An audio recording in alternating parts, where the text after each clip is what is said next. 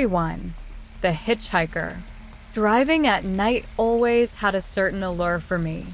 The hum of the engine, the patter of rain on the windshield, and the occasional flash of headlights from oncoming cars. It was a perfect escape from the hustle and bustle of the day. One particular night, however, turned my love for late-night drives into a haunting memory I can't shake off. I was heading back from a friend's house. The rain had started to pour heavily, and the roads were nearly deserted. I enjoyed the solitude, the rhythmic swish of the wipers, and the way the world outside my car seemed to blur into an impressionistic painting. But then I saw him, standing by the side of the road, drenched and shivering, was a man in a raincoat. He was hitchhiking. Normally, I wouldn't stop for strangers, especially not in such a desolate area, but something about his desperate, pleading eyes made me slow down. I rationalized it. Maybe he was stranded. Maybe he just needed help. I pulled over, and he jogged up to the passenger side. I rolled down the window just a crack. "Need a ride?" I asked. "Yes, please," he replied, his voice shaky. "My car broke down a few miles back. I just need to get to the nearest town." Despite a lingering sense of unease, I unlocked the door. He climbed in, dripping water onto the seat. As we drove, we made small talk. His name was Tom, and he was headed to visit his family. He seemed harmless enough, but there was something off about him that I couldn't quite place. The rain intensified, and visibility grew worse.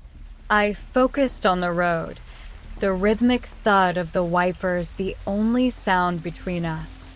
Then, out of the corner of my eye, I saw him staring at me, his expression unreadable. "You live around here?" he asked suddenly, breaking the silence. "Not too far," I replied, keeping my eyes on the road. "Just passing through." "Must be nice," he murmured, almost to himself, "to have somewhere to go." Before I could respond, the car lurched. I had hit something, a pothole, maybe. The car skidded, and I fought to regain control. We came to a stop on the side of the road. My heart was pounding. "Stay here," I told Tom. "I'll check it out." I stepped out into the rain, which was coming down harder than ever. I inspected the tires. All seemed fine. But as I rounded the car, I noticed something strange. There were muddy footprints leading away from the road into the woods. They looked fresh. I felt a chill that had nothing to do with the rain. I hurried back to the car, but when I opened the door, Tom was gone. I called out, but there was no response. Panic set in. I checked my phone, no signal. I was alone, in the middle of nowhere, with no idea what had just happened. As I stood there, drenched and bewildered, I heard a rustling in the woods. I spun around, heart racing.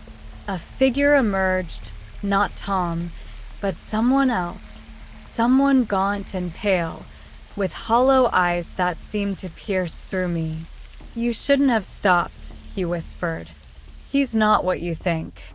I stumbled back, tripping over my own feet. When I looked up again, the figure was gone. I scrambled into the car, locked the doors, and drove off as fast as I could. I didn't stop until I reached the next town, where I collapsed in a diner, shaking and soaked to the bone. To this day, I don't know who or what I encountered that night. I never saw Tom again, and part of me wonders if he was ever real. But every time it rains, I feel a cold dread creeping over me, and I can't help but look over my shoulder, fearing that one day I'll see those hollow eyes staring back at me. Story 2. The Abandoned Gas Station. It was a dark and stormy night. Cliché, I know, but that's exactly how it was. I was driving back home after visiting some friends out of town. The rain was relentless, and my windshield wipers were working overtime. I had taken a wrong turn somewhere and found myself on a deserted country road. My gas tank was nearly empty, and I was starting to panic. Then, as if by some miracle, I saw a flickering neon sign up ahead. Gas. I sighed in relief and pulled into the station. It looked old, abandoned even, but the lights were on. I got out of the car, shivering as the rain soaked through my jacket. The place was eerily quiet, the only sound the rain pounding on the roof. I walked to the pump and lifted the nozzle, but nothing happened. No gas. Frustrated, I decided to check inside. Maybe there was someone who could help. The door creaked as I pushed it open. Inside, the air was musty, and the place looked like it hadn't been touched in years. Dust-covered shelves, empty coolers, and a counter with an old cash register. No one was there. I was about to leave when I heard a noise from the back room, a faint shuffling sound. "Hello." I called out. "Is anyone here?" No response. I walked towards the noise, my heart pounding in my chest. I reached the back room and slowly opened the door. The room was dark, but I could make out the shape of a figure hunched over in the corner. "Excuse me," I said, trying to keep my voice steady. "I need some gas. Can you help me?" The figure didn't move. I took a step closer, and that's when I smelled it, the stench of decay. My stomach turned, and I realized with horror that the figure wasn't alive. It was a corpse, dressed in a gas station attendant's uniform, decomposed and rotting. I stumbled back, gagging, and turned to run. But as I did, I saw something else, a message scrawled on the wall in what looked like blood. "Don't leave." I didn't need to be told twice. I bolted out of the room, through the store, and back to my car. I fumbled with the keys, my hands shaking, and finally got the engine started. As I sped away, I glanced in the rearview mirror. Standing in the doorway of the gas station was another figure, watching me. It was hard to make out in the rain, but it looked just like the corpse I had seen inside. Except this one was standing, and its eyes seemed to glow in the darkness.